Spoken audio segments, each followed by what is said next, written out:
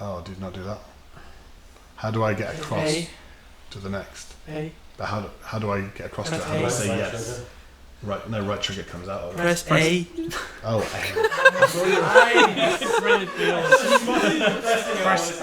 thought you were just. I thought you were just reading. I was blocking you out for some reason. Yeah. I was just like, yeah, someone give me a serious answer. Sorry. Oh dear.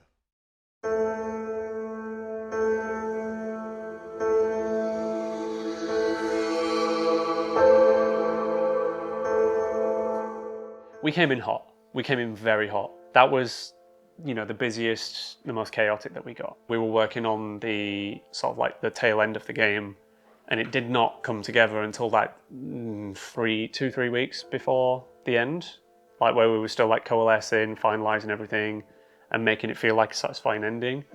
And the actual like full ending, I'm fairly certain that was like 2 weeks from the end that actually came online as like a thing that you could even do.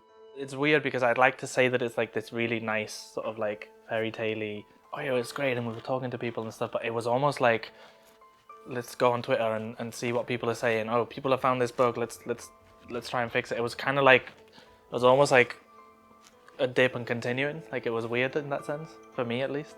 And I was super excited and I was like, oh, that finally it's over. But it wasn't. There weren't as many indie games around that time either. I remember Indie Game the movie was like a really inspiring thing to watch because it was still something that some people were doing and starting. And it felt like we were part of quite a niche, exciting thing that not everyone could do. It felt really special. There is an air of caution of putting something out there. You're going to be judged, right? And there's a real fear of what that might be. We'd taken the game to shows, on the run up to launch, and we'd have a really positive reception of that. I think we'd been selected for the Left Field collection, and people giving lots of positive kind of feedback. We'd even showed the game in VR. We'd done a number of different things that had created a little bit of excitement about what we were kind of creating. And so you feel scared, you feel excited. It's the same today. When releasing a game, you never know what the reception is going to be. You can only measure it based upon how many people have maybe checked it out prior. It was a long slog towards the end to release it. We were all completely drained. And we took I think it was 4 to 5 months off, maybe more. It's hard to remember now, but I didn't even know if I wanted to make another game. I thought I was completely drained. But then, you spend a bit of time away, you come back to the team, you start talking ideas, start getting excited, and then that kind of spark comes back. Right trigger is interact. That's all you really need to know. Oh, hello. I'm pretty sure it's on the options menu as well, if it's like the other one. I actually quite enjoy the sort of British feeling of the door hitting the drawers. The rooms aren't big enough. You open the drawer when the door's there, that's the question. That trumpet is my voice. What? Yeah, so I did the noise as best I could, and then I auto-tuned it to hell, so it was really on the mark. I don't know whether it's just the dark, but there's something really kind of lonely about this level, isn't there? Yeah, I think once we got the harbour right, this level was much easier to design. Once we had the format of what a group of buildings with puzzles looked like, this came online pretty easily. I remember there being an issue with these ribbons as well, rendering on the water, so James had to figure out the render priority on these ribbons because they kept It still breaks in some bits. Yeah. It still breaks. When you're working long hours, having a bit of humour about things makes it a bit easier, especially when we were still in the period of not knowing what we were doing and working quite long hours to compensate for that. Sometimes I think we had a lot of fun with things like Easter eggs. There was some really small stuff. At one point I bound one of the keys to play the opening song from The Lion King, the just to a key on the keyboard, because I needed to test the dialogue system and the play sound functionality. And every now and then it would catch people off guard because they'd just miss a key and catch it. It was really funny.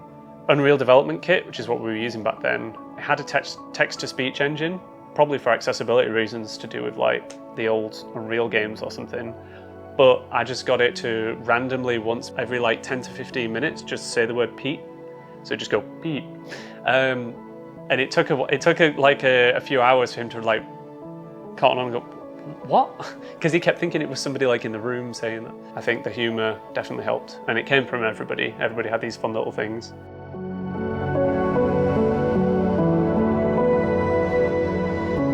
I think the degree in experimental music actually really did end up helping in my thought process, because it was a designer's thought process. It was all, why are you making this piece?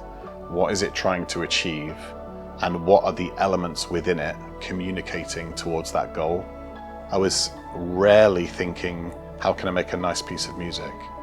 And I was often thinking, why does the music exist and what's it communicating? And I think for that reason, a lot of the versions of the soundtracks that I made ended up getting scrapped, especially as ideas in the games changed, because I wasn't attached to the sound and a beautiful thing that I thought I'd made. It was, well, that doesn't serve the larger picture of the game, so it has to go. The melody itself have that do do do do do do do do, so it constantly climbs, constantly descends. So the melody itself is about good days and bad days, good days and bad days, memory and relapse. And then created little sub-melodies around that master melody in the game, and tried to give every level its own unique kind of instrumentation and flair to some degree. Whilst you're walking around the harbour or the village, or all these memories where everything is jumbled and everything's a puzzle and everything's confusing, I wanted to strip away structure. So every single piece of music, I would start writing piano music and I would do it completely freeform, and I'd try to stay away from click tracks, trying to stay away from any kind of predictable, that's where the beat's going to land. And then when I would layer the next track over it, I would try and play around that other one, making sure that I wasn't landing on the same beat exactly. There's lack of structure and a lack of rhythm, just letting you know that you're slowed down and in free form, and not everything is uniform, not everything's in its right place, and there's something a little wrong, but it can still be beautiful. And then when you are having moments of clarity and memories are flooding back, or there is a midpoint where it's like, okay, I'm remembering things and everything's starting to come together, that's when everything tightens up and there's a doom, doom, doom, doom, doom, doom, and like a real structure to things, and then it relapses back into a bit more free form. I went to Whitby last year and stumbled upon like just an old sailors kind of pub, and there were loads of people with banjos and guitars and everything, and then somebody would be drinking and someone would just start singing an old sea shanty and everyone would just join in, and we were just like, whoa, and they're like stamping their feet and we were just like, that's Ether. It was literally exactly like it. Like if there was glass going junk junk junk there or something, yeah. Like if the glass, the pints are moving like on. in the case, like junk junk junk, you know, yeah. Like the one of the beer things pulling back, So who's and pulling actually the beer every singing now and then. All of us. Just do it live. The lights could be flickering or flashing or something, just to show the presence of light. Yeah. But I do remember in the studio we recorded that in this room. All Right, it's sat right here. All stood Yeah, around all each of other, us here Yeah. putting our best sailor voices on. with this table. Yeah. This has survived the entire time. Yeah. Used to And get the more chairs. use out of it back in the day. Yeah.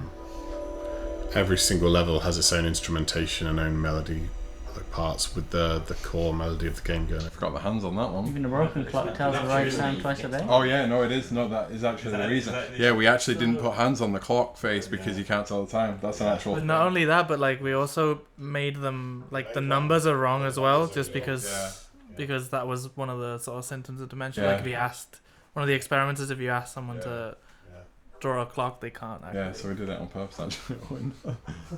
There you go. There's the maypole. I still can't believe like people solved the puzzles in this game. Just that is so.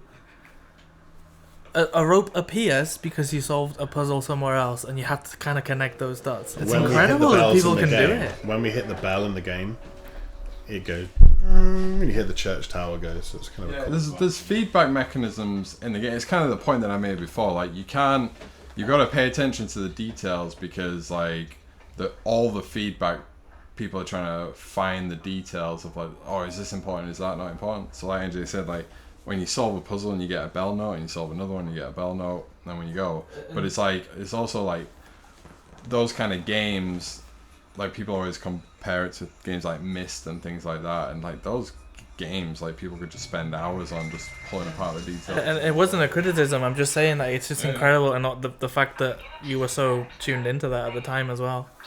Because that's why the ribbons exist the way they do as well, isn't it? How did you come up with all of the puzzles? Because there are a lot of them. We did loads. Like we started with some more puzzly puzzles actually, like the mind-based puzzles and the more puzzly puzzles that we played yesterday. But there must have been 50 or 60 puzzles. But then you've also got to figure out the level design as well. So like if something makes a good puzzle but a bad level design, the puzzle then has to get scrapped. So then like me and OJ working on the environment design, you have to then make the puzzles fit contextually into each of the level design. But then also what Phyllis is saying about each of the puzzle steps relates to the ribbon thread, which are then part of the memories of the larger game.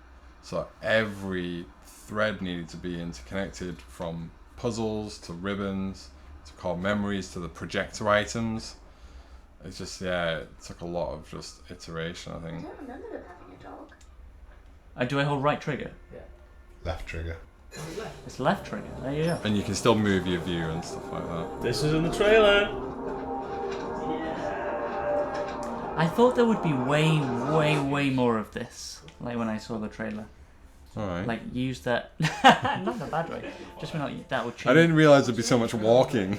No, I mean that would change the level for you to access new parts. That's what I thought. I think we intended so much to include it in parts of gameplay. yeah, it was just It was a different game. yeah, exactly. There was work that needed to be done on the harbour, the mines, the village, the industrial area, the midpoint, the prologue, the core memories, the end, the full ending. All of these things, like, with the exception of maybe the ending, were like mostly there and just needed love, polish, bug fixes, and that sort of thing. So like the puzzles were there, and you could sort of play through the game like that, and you could reach the credits within a few weeks of the end. It was like you then get to play through it from start to finish, and you go, are we doing it justice? Like especially when you're dealing with something like dementia, right? So you don't want to just sort of like have something that like loosely addresses something or tries to skirt around a subject, especially when you were focused on that. So I think there was some revisiting of the ending within that last like month or two, just to make sure that it definitely tied in and was appropriate to the subject material, because the last thing we wanted to do was sort of like underserve that. Yeah, me and Pete, we just uploaded the build.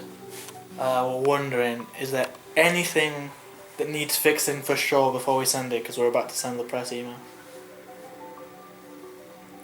Apart from the Baldur's puzzle, apart from the Howler Restoration.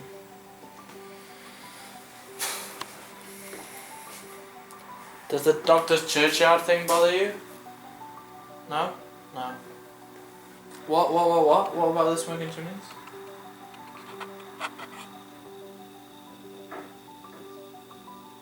Oh.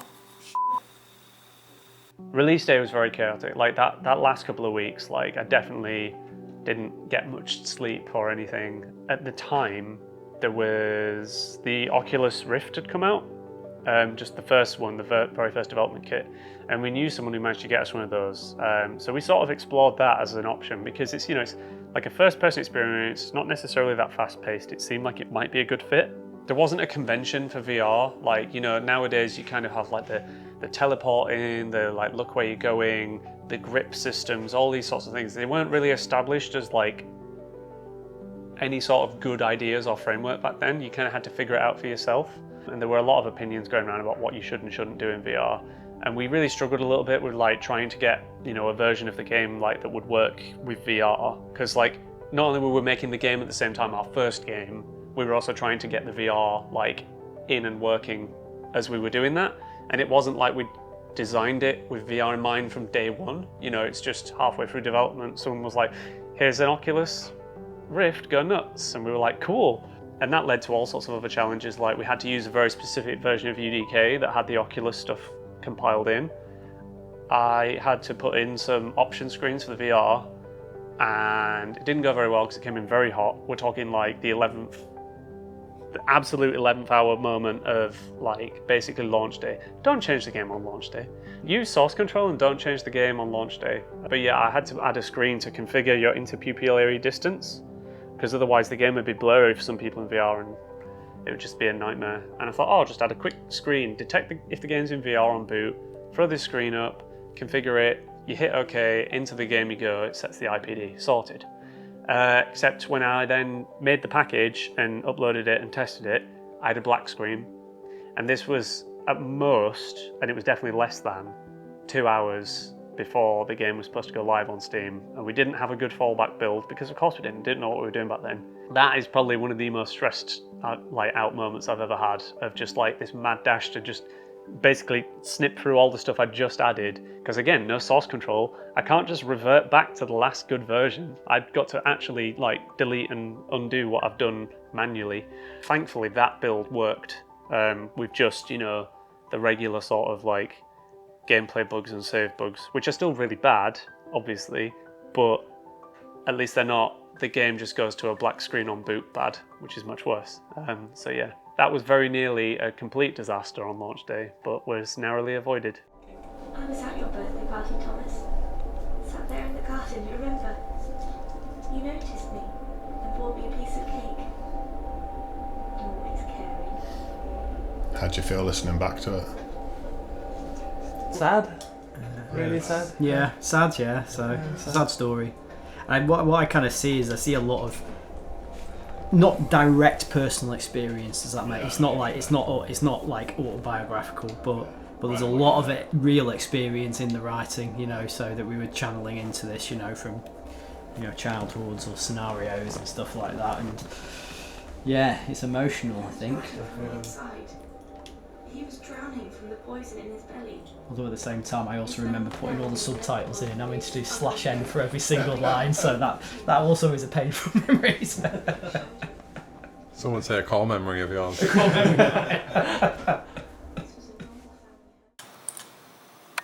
That was nice.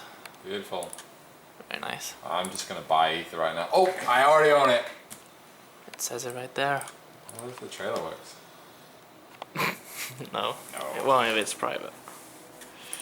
I was going through quite a personally difficult time in my life at that kind of period. You know, you've worked solidly on a project. The game's topic was personal to a certain extent, you know, and kind of building that out and putting it out into the world is a pressure for a kind of a team, you know, trying to make it kind of stable and not have many bugs in it. Don't have the luxury of a huge QA team, you know, so we were really fortunate to have friends that were kind of like dedicated to testing the game and finding as many issues as kind of possible in that kind of period. We were building trailers, and you know, these are things that we'd never done before, you know. We actually went through a lot of like learning with the trailers from the very first trailer all the way through to the final trailer. We kind of got a really great patter there. Because it comes in so hot, there's just this sense of like relief more than, you know, like accomplishment and success. I think over time that changed to, you know, like a sense of, oh, we've done this thing, it's really good. As we started to watch people playing the game, then you're like, oh, you know, you're actually seeing real people interacting with the game that you don't know and aren't obligated to say nice things, and they are still saying nice things, and you're like, yes, we must have done some things right. So yeah. When the game released, it was like, so it was a mixture of, thank God that's over. 2, I'm exhausted, I have nothing, literally nothing left in the tank. And then 3, excitement because people were going to get to play it, so I was really excited about that. But at the same time, I was also really fearful because I was like, well, you know, what is next? Like, we don't know if this is going to sell or do well. And I remember doing calculations like, oh, if we sold that many, actually, I think we'd be okay. I think I was fearful at the same time, yeah, because we just didn't know what was next. I knew I wanted to stay with the guys and do something else for sure, but it was like, how feasible is that? So I took a break of, I think, 6 months. Like, I just couldn't bear to come back and sit and start doing games again. It was the first time I'd ever been part of something that exceeded any kind of expectation. I had no idea where it was going. I had no idea how hard it would be, and every single step of the way, it was just, you really felt like it was worth it. Whatever the outcome, like, we're making something special. We're making something that not everyone gets the chance to make. I actually went to therapy because I was just, the first time in my life, I was just not feeling depressed, and the money and the living circumstances and the diet with the pies. And the therapist said to me quite flatly, you have to make a decision. You've identified that the problem, that you're feeling, depressed or whatever, the problem is that like you don't have all the things that you want because you're putting it into this project. So is the project worth it, or is it worth your sanity? And I chose the project over my sanity. But literally 4 months later, I think we'd shipped, and I was so glad we did, because it's become part of my identity and who I am, and the achievements of what I've done, and like a building block and a stepping stone for the next things. And if I'd given up on it, especially knowing how much the people who did play it loved it, yeah, I think I would have been very disappointed. It paid off. The sacrifices that we made, all of them paid off massively. They exceeded what I thought it was going to do.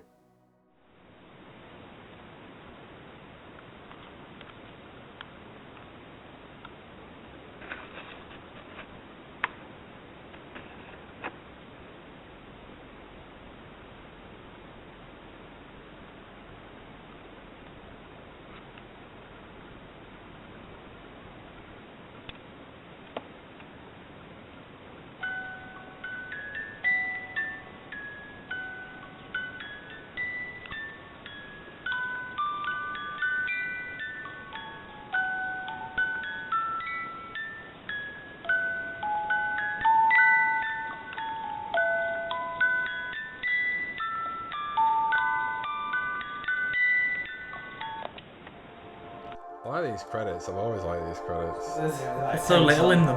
But it's like a little bit dynamic as well. It's just nice. It's like that first splash screen as well, like we saw yesterday, the UDK one. The animated scribble, and then it says what. So nice. I think it's easy for the book endings to get just made, isn't it? And not part of the process, the vibe of the game. But that ending, I don't know if Mel and Rob recognise it, but like the little items on the piano and stuff like that, like depending on what projectors you'd solve, you'd see the items there, and like the number of phone calls you've got and all these different things. Like there's certain elements that just wouldn't have been there if you hadn't got them. So that in that room, in that care home, is where the validation therapy was being done, and the last one was the music box. And then he remembers Jean, like, for the briefest of time. And there's a secret ending as well. That wasn't the secret ending. This is not the secret one. That's not really the proper. Secret really the ending, is it? The secret ending was invented like 3 months before release, because NJ and OJ were just Something like, OJ, we'll get it in. I think a month before release. Because well, you rang me. Yeah, I had an idea that because the case was so connected to everything the player did, that could then be the actual layout of the care home that he's in when he gets some full clarity. And it's only supposed to be like that was the proper ending of how he tied everything together, but it was more of a positive moment for people who'd solve puzzles and just got a little moment of positivity when the dementia wasn't quite so destructive on him. Just like that one little ray of hope that I think people who put that extra time in, it would benefit them. I remember I was just like, we can't do that. There's no way we can get that in. For it, yeah. It's like, we've already done it. I'm just a misery, so I wanted to sell it. I remember I showed you the care home and you were like, yeah, I've got time. And I was like, I've modelled the care home, just look at it. You rang me and you were like, what about this, what about this? And I was like, there's no time. You're like, but look, blah, blah, blah, blah. And like, all it need is this and some notes. And I was like, okay, so wrote some notes, we compared ideas, and then you were like, what about this? No time. Done it. Like, shit, it's got to go in. Because they represent what the player's been doing the whole game. Like, one's about how Thomas just keeps putting things on the shelves, and that the player's been doing that the whole game. And just I still remember just coming back on a Monday and you being like, James, I've done something, and showing me, and I was like, it's really cool. What the fuck? I still think the game's ended. You just got the wooden beam and duplicated it. That's how we made most things. But to be fair, like, I remember at the time being like, how are we gonna have time to put this in? There was I think it was the logic for it as well, wasn't it? It's like making sure that we could catalogue everything and there was a transition and there was a player called Cassie Bentner who she wrote an article about what that ending did for like she lost her father to dementia, and like that ending was really like peaceful for her, like a moment to say goodbye. I remember that. And then I remember communicating with her and realizing I was fighting for Thomas to have a good ending because he kind of reminded me of my granddad, who I'd lost as well, and it all just made me realize it's that father figure that I wanted to give at least a moment of positivity at the end that we didn't quite have.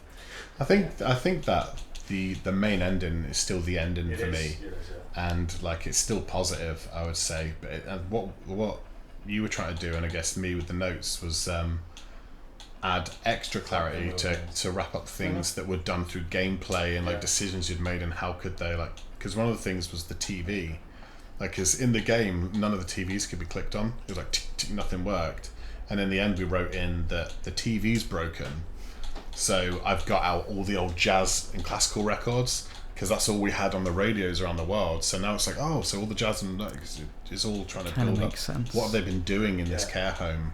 And the room for Thomas's paintings. The painting room for all the different areas. levels.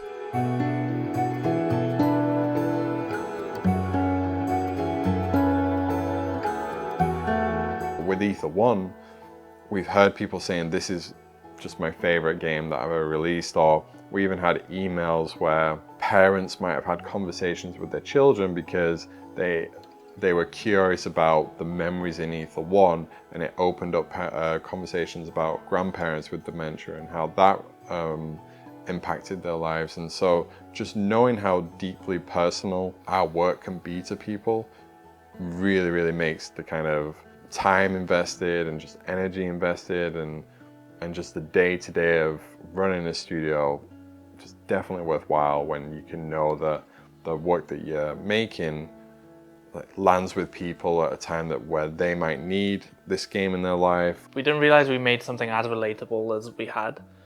At least I didn't, because I know just so many people reached out to us saying that, you know, like, I have a family member going through this, and essentially that sort of connection that we were able to make with people just randomly all over the world was really, really cool.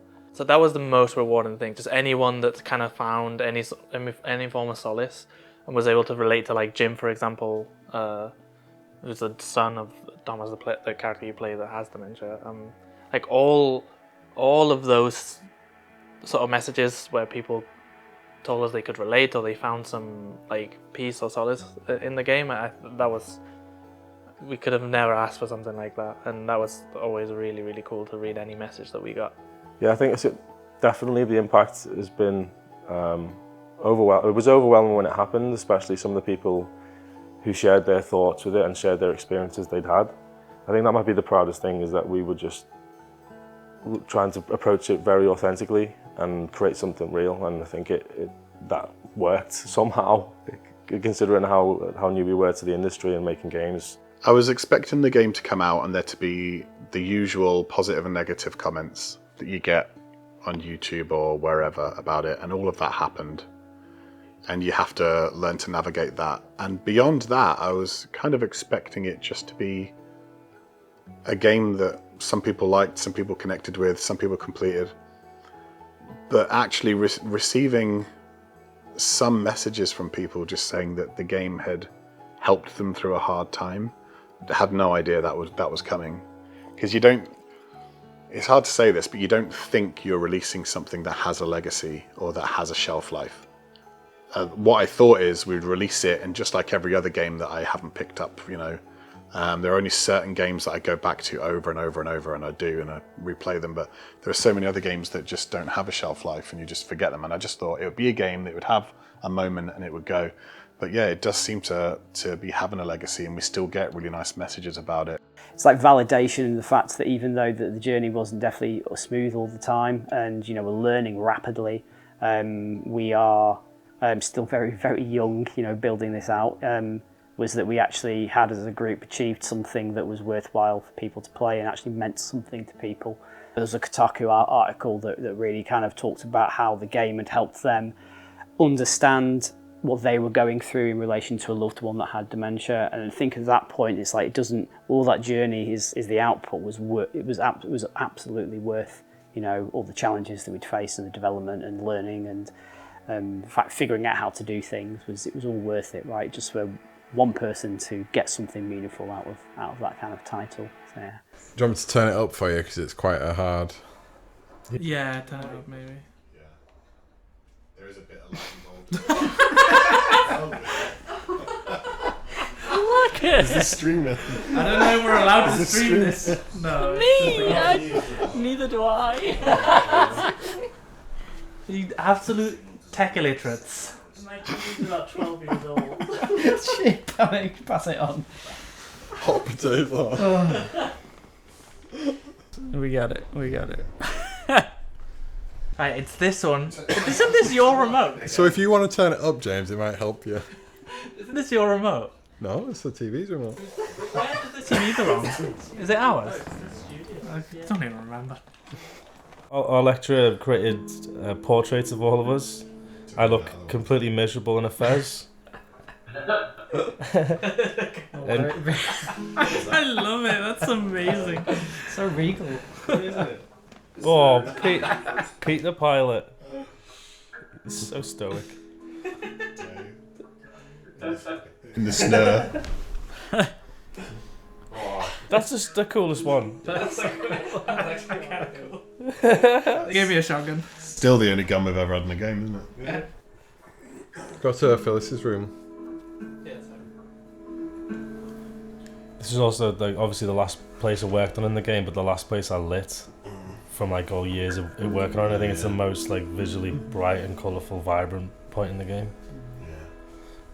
When we actually did this, because it was so late on and we added it like literally with no time to spare, there was no, Elspeth didn't have a microphone, she didn't have access to get one, and we needed the VO doing, and she recorded all of her VO on the iPhone, and it was way different quality from Ben's and mine, so I had to degrade all of the quality in these to try and match and make it sound like the iPhone.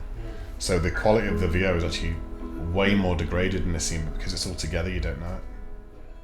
We're recording now in the room that we made the game in, and we couldn't even look at this space. Like, it was so hard to even come back into this room because there was just that energy of something that we just sacrificed everything into. And so, yeah, even coming back into the room was tough. So we literally just, shut the doors, turned the lights off, put the alarm on, and just left for 3 or 4 months over that summer period.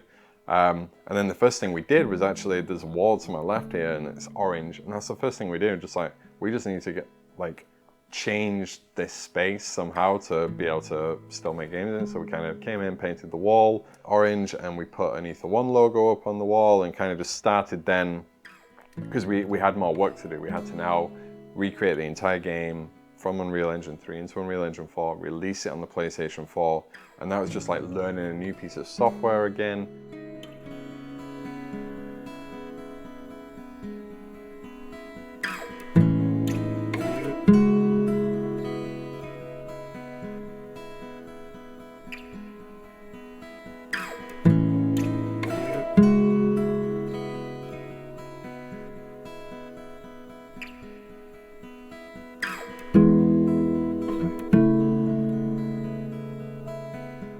Pete, the machine and crazy man that he is, was like, well, I'm going to start working on this PS4 version in UE4. I think he took 3 months and then he started working on it, where it's just like, I can't even think about it. For people unfamiliar with those engines, it's a completely different scripting language, a completely different engine setup. And for anyone familiar with the transition from UE4 to UE5, it's more seamless in nature, but UE3 to UE4 was a really big undertaking. And so just having the headspace after 3 or 4 years of working on this game, investing everything we could into it, and then moving into a new engine and just basically having to start it from scratch and build it from the ground up again, that was a really, really big undertaking and quite psychologically draining as well. But so glad we got it out into the world, and it also allowed us to reach more players on PlayStation. So that was just a really big journey into itself. We also did a physical release of that, so there is, obviously it's not as much of a thing as time goes on and digital distribution gets more common, but having a physical copy of a game that you made in your hands, that is something else. I would say to every indie developer, just make one of those old style PC cardboard boxes or something and get the art printed really nice on it and just print a physical copy of your game and stick it on your shelf, because it feels so much more tangibly real when it's something that you hold in your hands. Even if it's not for sale in a physical shop, make your own physical copy. That's my tip. When we released the original Lethal 1, after we took the break off, I had a daughter called Molly. And being a doting dad, as you are, in the redo version, I had the ability to add a few more assets to the scene, you know, dress it a little more and just heighten the fidelity. And then in doing so, I was like, I need to get Molly in this game. I need to apply that Easter egg that is so important to me. And we had blocks in the game with letters on them. And these were used to symbolize Jean and Thomas in the game. You'd find them scattered around, and then in the ending, it'd spell out their names. And that was the intention behind them. But in looking at them, I realized I could spell Molly with these blocks.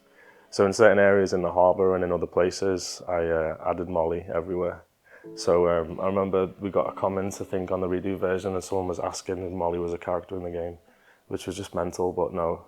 It's nice to share that, and Molly's 9 now, so I think soon enough I'll be able to play Lethal 1 with her and show her Easter egg in the game.